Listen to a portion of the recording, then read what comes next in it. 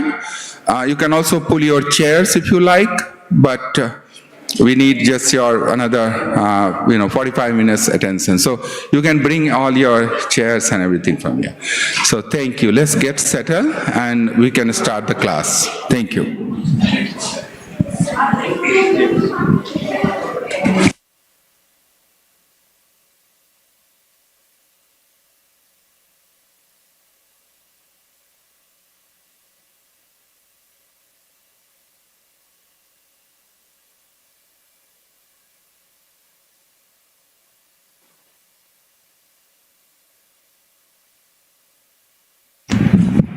Just to read the verses.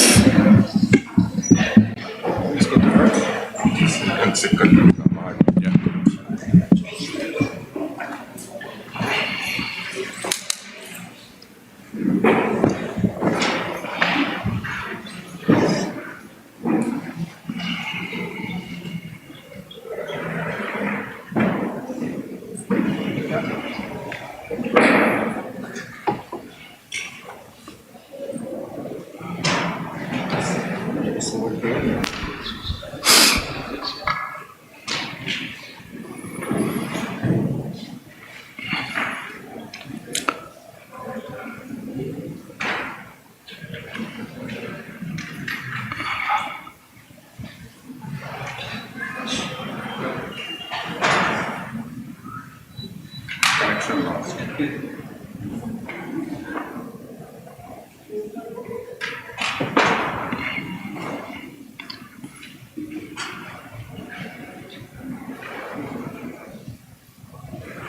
Hare Krishna.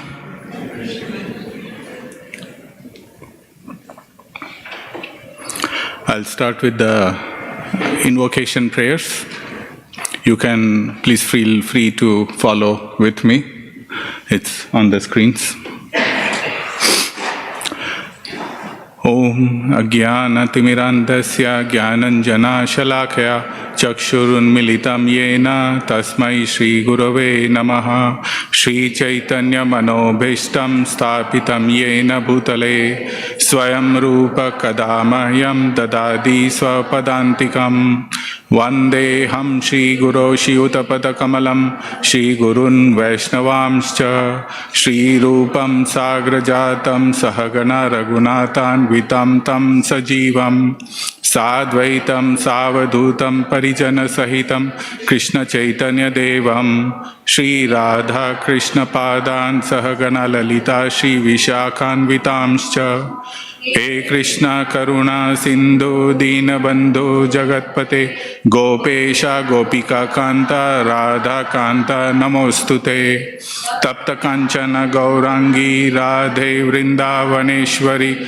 Vrishabhanu Sute Devi Pranamami Hari Priye Vancha Kalpatarubhyascha Kripa Sindhubhya Evacha Patitanam Pavanebhyo Vaishnavebhyo Namo Namaha Jai Shri Krishna Chaitanya Prabhu Nityananda Shri Advaita Gadadhara Shri Vasadi Gaura Bhakta Vrinda Hare Krishna Krishna Krishna Hare Hare Hare Rama Rama Rama Hare Hare Nama Om Vishnupadaya Krishna Prasthaya Bhutale Srimate Bhakti Vedanta Swami Niti Namine Namaste Saraswati Deve Gauravani Pracharine Nirvishesha Shunyavadi Paschatya Deshetarine.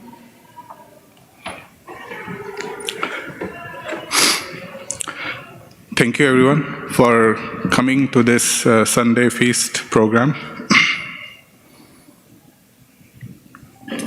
The topic that we are going to discuss is Saucam, cleanliness.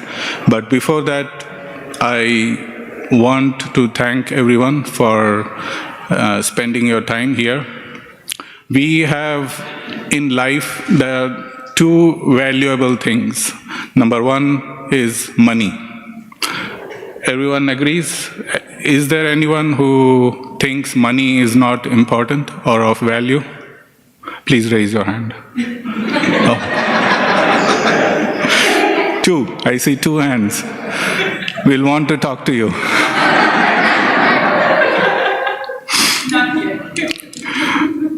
And the second equally important thing is, well, let me ask you, can you take a guess? What's the second important thing, a valuable thing? Time. Anything else? Sorry? Mind. Happiness. Health. Okay. Wisdom. Very good. It is time, actually, because time is of value. If we look at the businesses, there are businesses that are selling some things to us, right? What are they looking for? For example, Amazon.com, it's looking for money and a little bit of time as well, browsing time and whatnot. And the retail stores, they are looking for our money. What about YouTube, Instagram? Time. They are looking for our time. So between money and time, that's what all the businesses are looking for us. That's the value that they get from us. That's what we provide. So you're going to spend 45 minutes approximately with me, and I will try to make this time valuable for you as much as possible. So we have been having this Sunday Feast series on chapter 13 from Bhagavad Gita, verses 8 through 13. And this series of verses 8 through 13, Krishna describes different qualities, about, to be precise, 20 qualities. And these 20 qualities, he says, are knowledge, or transcendental knowledge. And we are on the seventh quality today. Seventh quality, which is Saucam, or cleanliness. So after this, 13 more to go. So the topic is cleanliness is next to godliness. Now this is a metaphor indicating by maintaining cleanliness, we stay close to God. It's a metaphor, right? But what if I say that it will be literal also? Literal meaning cleanliness and God together. So we'll look at it. We'll see how cleanliness and godliness, they are next to each other. Meaning cleanliness is next to godliness will be a literal meaning, not just a metaphor. Metaphor also, but also literal. So we'll begin with looking at the Bhagavad Gita verse, and I see James Prabhu, you have the mic. Can you read the verses 13, this series of verses, the translation for them? Yes.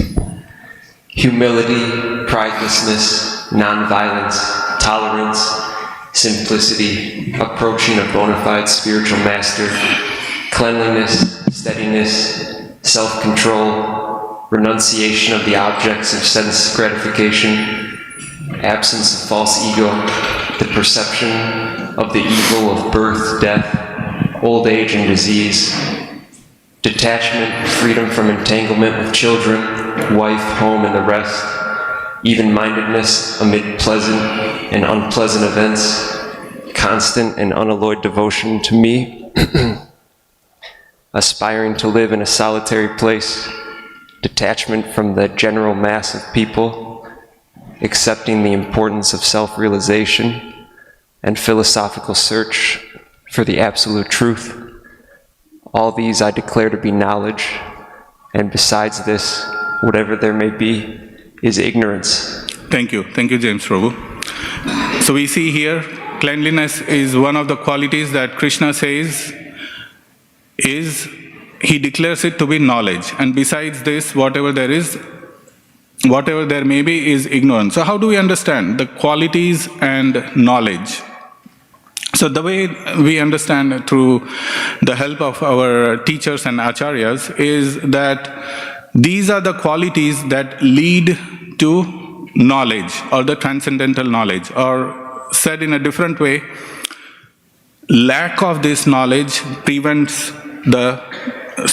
lack of these qualities prevents the knowledge. So if I'm trying to get some knowledge, but if I don't have these qualities, they will not enter me. Entering means knowledge that enters and that is realized. So to realize, we need these qualities or develop these qualities. All right, now let's look at cleanliness in the Bhagavad Gita. Can we take a guess how many times cleanliness has been mentioned in Bhagavad Gita? For example, the cleanliness, the Sanskrit word for cleanliness is Saucam. And it could be anything related to cleanliness, Saucam. It could be Saucam, Shuchi, Ashuchi. Ashuchi means unclean. So any guess? Raise your hands, say this means 1, 2, 4, 10. How many times is cleanliness mentioned in the Bhagavad Gita? It's a guess. 6, 5, 7, 20. So it's beyond like. Okay. So let's take a look at some of these verses that are mentioned in the Bhagavad Gita. The point to prove is that it's not just once that Krishna is mentioning, it's mentioned in multiple places. So how important it must be. 13.8, we already discussed or read the verse. And in this context, he's mentioning as a quality that leads to knowledge. We talked about this. Then going forward in chapter 16, verse number 3, he talks about cleanliness as a godly quality. Persons having cleanliness, Krishna declares they have godly qualities. Then in the same chapter, verse number 7, he talks in an opposite way, saying a lack of quality is a demoniac character, or people with demoniac nature, they lack quality, they lack cleanliness. Next, in chapter 12, so these are not in sequence, in chapter 12, but rather as categories or in groups. So in chapter 12, Krishna talks about cleanliness or purity as a quality that is dear to him. Krishna says that cleanliness is, those who have the quality of cleanliness, that person is very dear to me. Then in chapter 18, the last chapter of Bhagavad Gita, Krishna is describing the different types of workers in different modes, mode of goodness, passion, and ignorance. And here, the lack or an unclean or asuchi quality, he says, is part of the mode of passion. Those who are working in the mode, those who are working in the mode of passion, generally they are unclean. And in same chapter, verse number 42, in this set of verses, he's talking about the qualities that the different people in different varnas have. Varnas meaning Brahmana, Kshatriya, Vaishya, Shudra. They have different qualities. And he says that cleanliness is a quality that is natural to the Brahmanas. So these are some of the places where the exact word Shuchi or Saucam or Asuchi comes. There could be others also, indirectly, but the direct reference are these verses. So we see that there are so many places and in so many different ways Krishna is talking about cleanliness or the lack of cleanliness. So now we will look at a story of cleaning of the Gundica Temple. How many I see a lot of us are from the Indian background. How many of us know what temple is the Gundica Temple? Jagannath Puri, yes. So we'll hear a little bit more about this Gundica Temple and its significance. And through this pastime of Caitanya Mahaprabhu, we will understand, or we'll try to see, what does cleanliness mean? And what is Caitanya Mahaprabhu trying to teach about cleanliness? And finally, we will also discuss how these teachings relate to us in our personal lives as in practical ways. Anybody here who don't know who Caitanya Mahaprabhu is? Please raise your hand. Everyone knows. Okay, very good. So we don't have to introduce Caitanya Mahaprabhu then. Yeah, Caitanya Mahaprabhu is Krishna himself. Krishna came about 5,000 years back. He was in Vrindavan, then Mathura, then Dwarka. And about 500 years back, Krishna came again on this planet as Caitanya Mahaprabhu. And there are specific purpose for him coming. The first purpose is to introduce, or one of the purpose is to introduce the Sankirtana movement, or chanting of the holy name in this age. The other purpose, which is a more confidential purpose, is that he wanted to experience the love that Srimati Radharani has for Krishna. That he wanted to experience himself. So that was another purpose. And we will see how these are related to this pastime. Before I start talking about this pastime, I'll talk a little bit about what led to this particular pastime. So Caitanya Mahaprabhu, he took sannyas at a very young age in West Bengal, in the state of current West Bengal. And after taking sannyas, he came to Jagannath Puri in the current state of Orissa or Odisha in India. He stayed there for some time, and then he went on a tour, on a yatra of South India. So these are the places he went for the South India yatra. He visited the sacred places or the places of spiritual significance like Rameshwaram, Tirupati, Kanyakumari, Srirangam, etc. And the time he took to visit these places was approximately 2 years. If we were to visit, we will go by plane, train, car, and we'll finish it faster, sooner. In those days, in 500 years back, there were no planes, cars, buses, trains. There were other means of transportation, horses, bullock carts, etc. But he went traveling, walking. He walked to all these places. He went on foot. So that's why it took him 2 years. And another significant thing is that he did not go as a sightseeing tour. When we go to see, even if they are sacred places, some mandir or something, we go and then we come back and we check a mark. Okay, I finished this. I visited this place. I took a dip in a particular river or somewhere. Check mark, right? But Caitanya Mahaprabhu, when he went, it was more of a spiritual outreach and preaching trip. And he did that through his discourses and ecstatic chanting. He went mostly alone everywhere. He had some company in some parts, but mostly he was alone. And he influenced and made a lot of devotees, and some of them later became his key disciples. After the trip, he came back to Jagannath Puri, and when he came back, he saw a change in mood. When he had left and when he came back, there was a change in mood in Jagannath Puri. What was that change?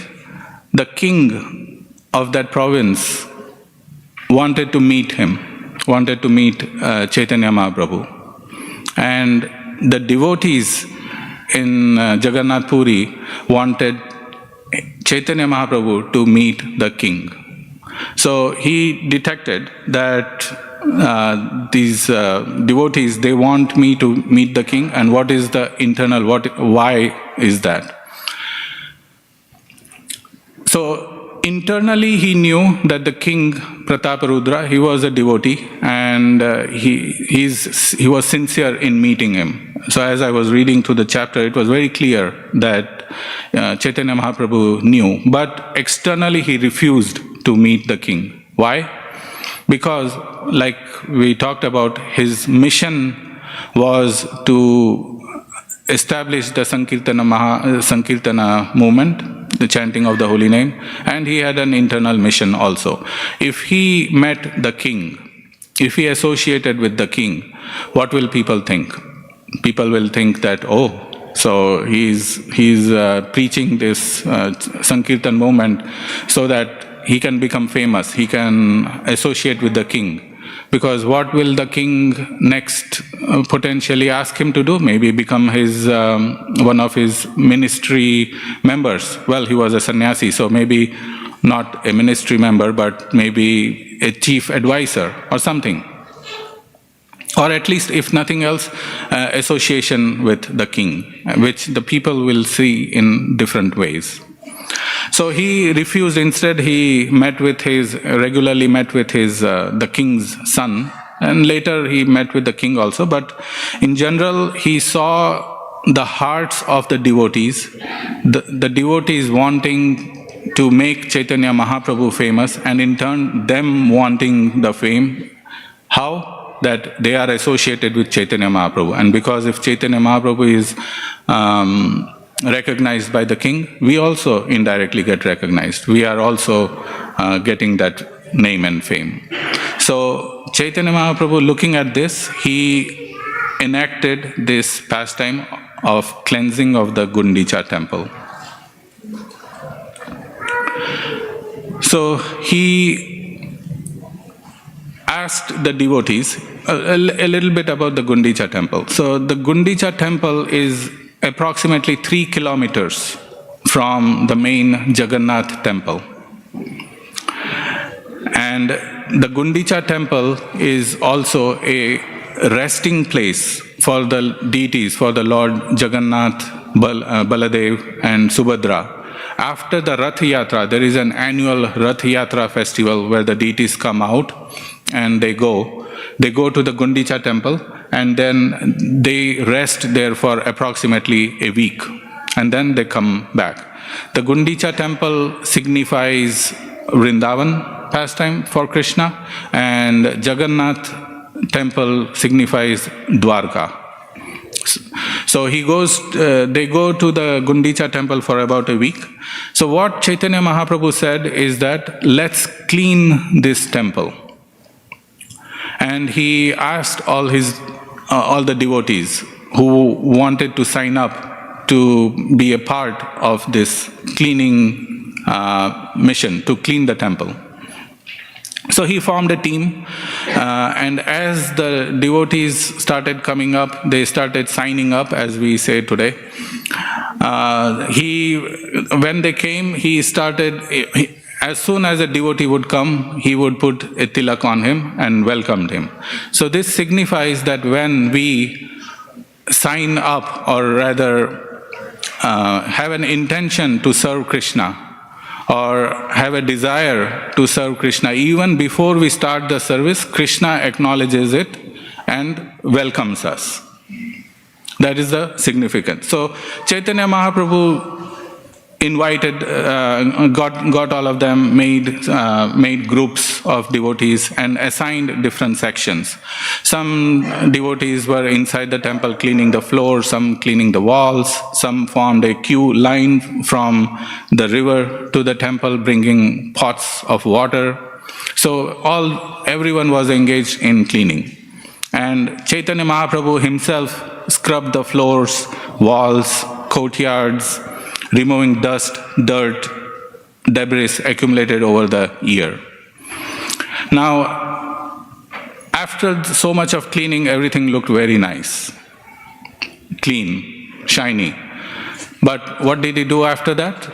He noticed everywhere, and then he told the devotees, let's clean it once more, a second time. Now, to the eyes, everything was clean.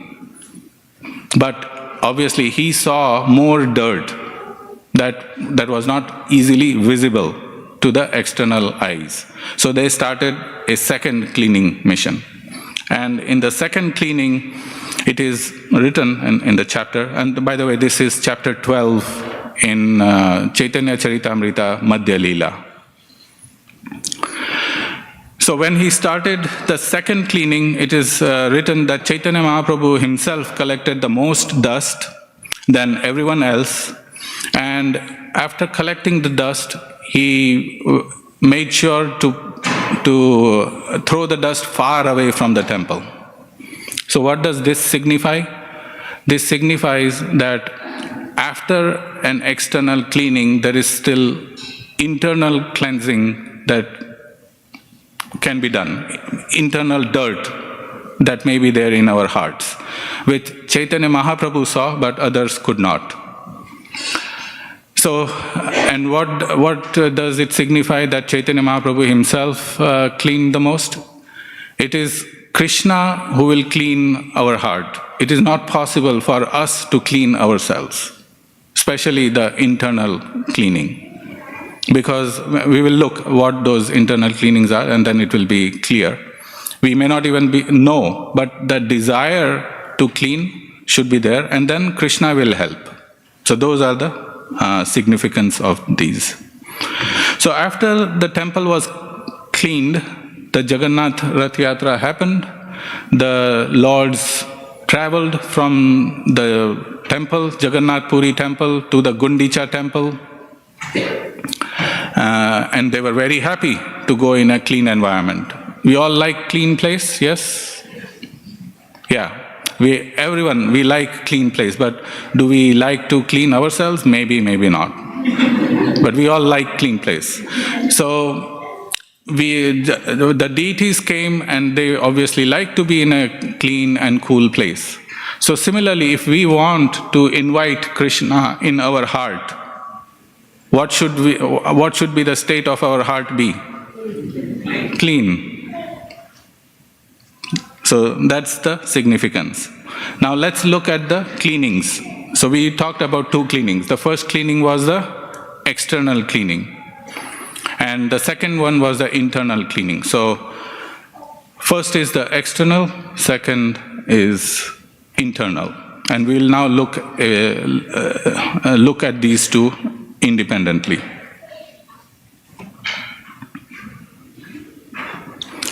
The external cleanliness itself is divided into two categories. The first one is cleanliness of the body and the surroundings. What does this include? Personal hygiene. So personal hygiene includes bathing, brushing the teeth, washing with water, obviously. And how many times? Once a week? Or no, every day. In fact, it is mentioned that the Brahmanas, they take bath 3 times a day, minimum 3 times a day. So this is personal hygiene, keeping ourselves externally clean. Another point is that when we are taking a shower, we are using water and soap to clean ourselves, to clean out the dirt and sweat and all that. We could also clean ourselves internally at the same time by thinking of Krishna or pastimes of Krishna, or chanting the Hare Mahamantra, Hare Krishna Mahamantra. So external cleaning with the internal cleaning. This is mentioned in the Hari Bhakti Vilas. Next is clean surroundings. We should have clean surroundings, which include our home or workplace where we sit, the desk that we spend most of our time at. And in general, what it means is to avoid clutter in those places. There is a famous saying by Benjamin Franklin, there is a place for everything and everything in its place.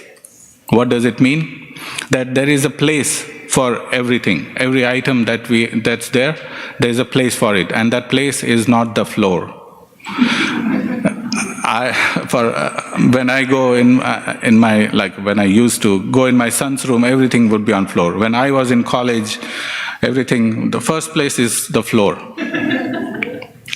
So, not everyone will be like that, but it's something that we have to be aware of.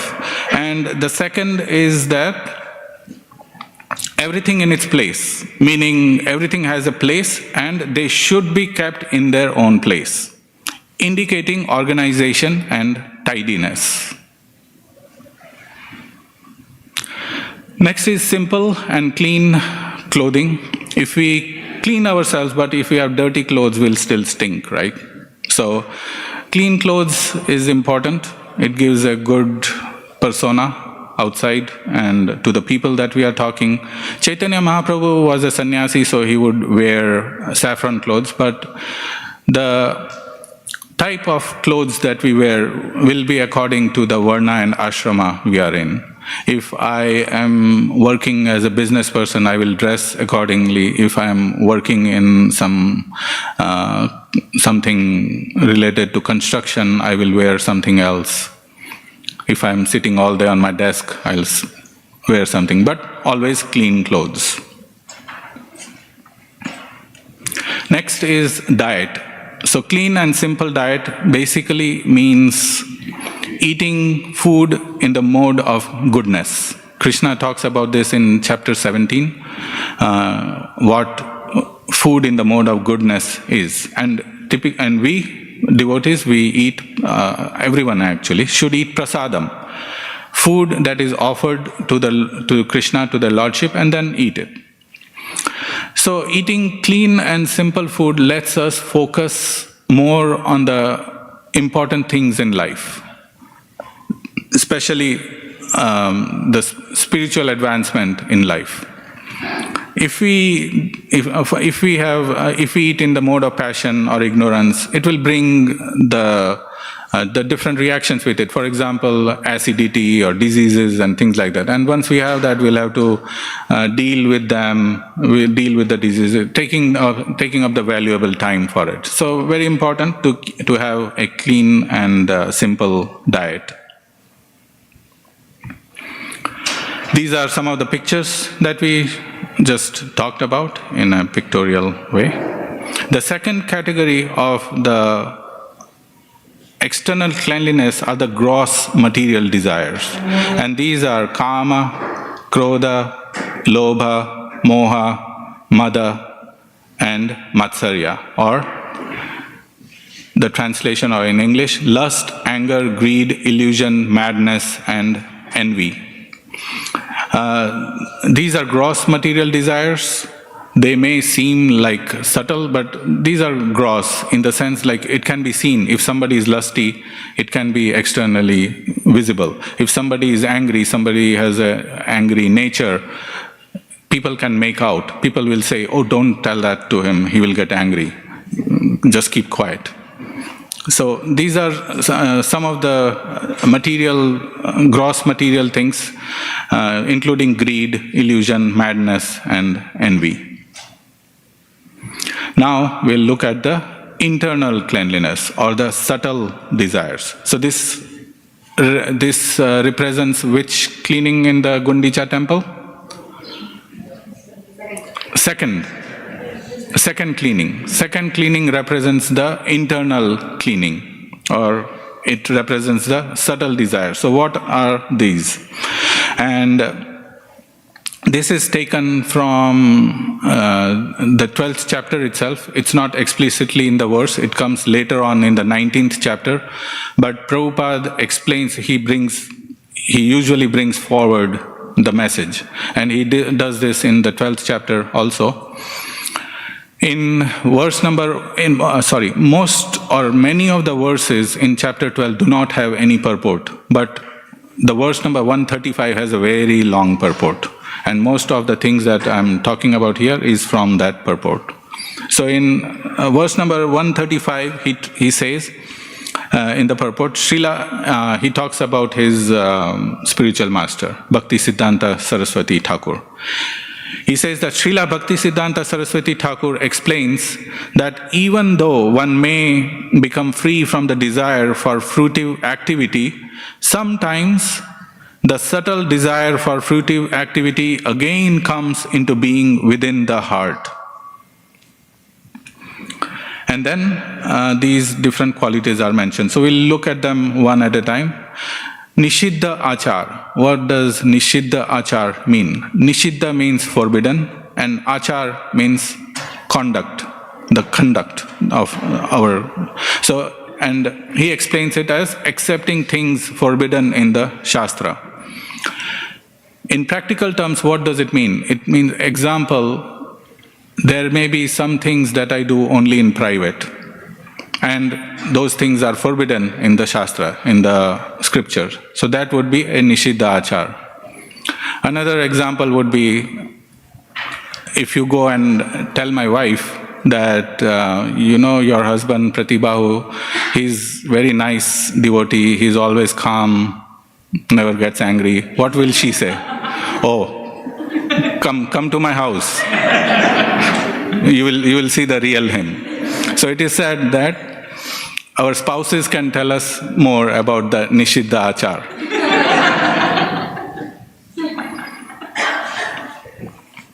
Next is Kuti Nati, meaning fault finding or the diplomatic behavior. Prabhupada translates it as fault finding tendency or the diplomatic behavior.